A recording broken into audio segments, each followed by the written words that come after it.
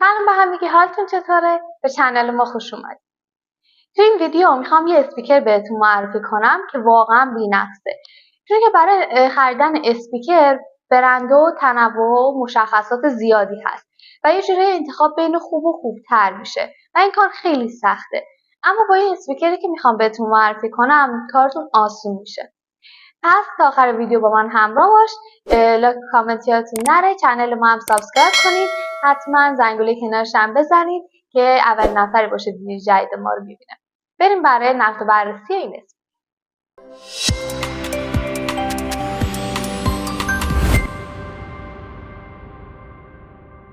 برای آنباکسش حالا شاید براتون سوال بشه که من چرا دوتا آوردم که بهتون نمیگم.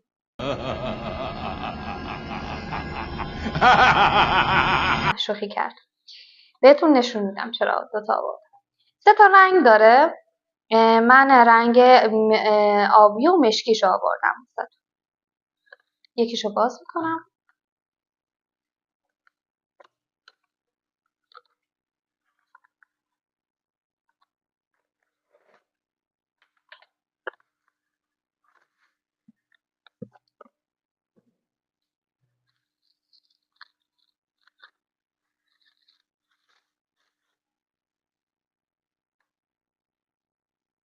به این شکل.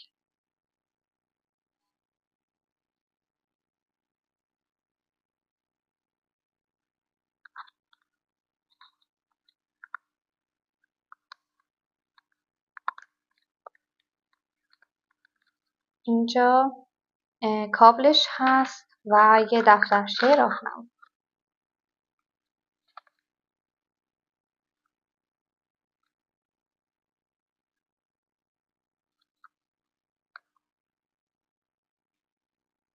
کلا 500 گرمه، سبک و برای مسافرت خیلی مناسبه.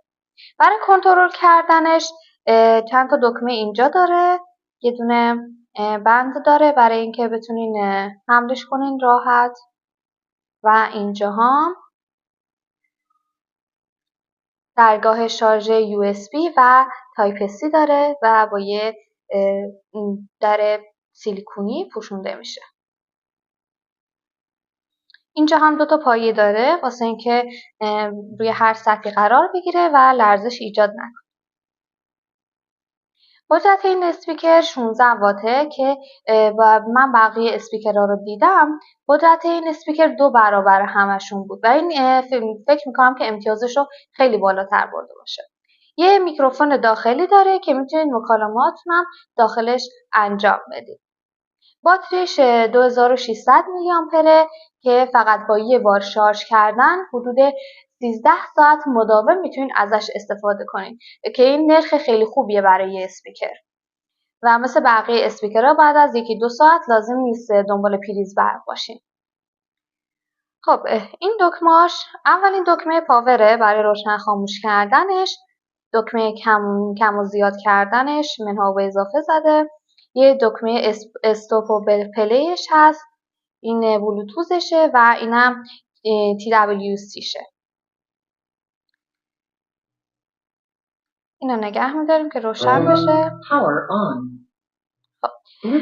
یه ویژگی جالبی که میخوام بهتون بگم این قابلیت TWC شه که الان میخوام بهتون نشون بدم. اینم باز کنم.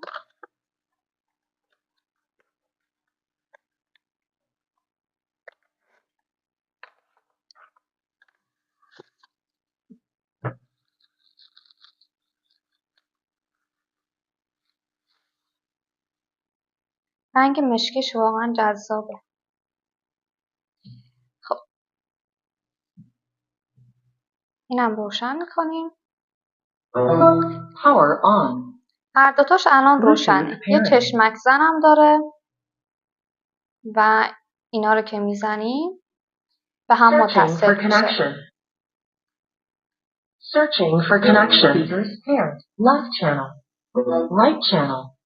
ببینید به هم متصل شدن.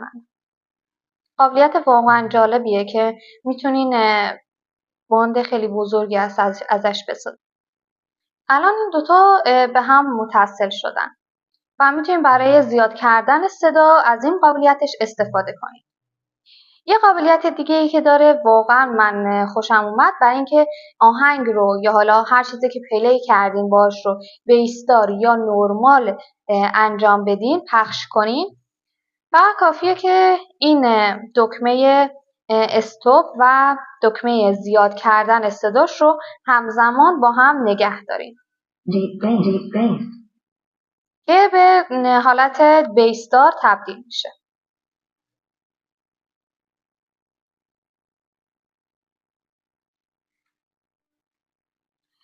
این اسپیکر خیلی بزرگ نیست اما خیلی کوچیک هم نیست، یه اندازه معقولی داره و کاملا ضد آبه. میتونین کنار استخر یا کنار دریا ازش استفاده کنید. از این بابت خیالتون راحت باشه.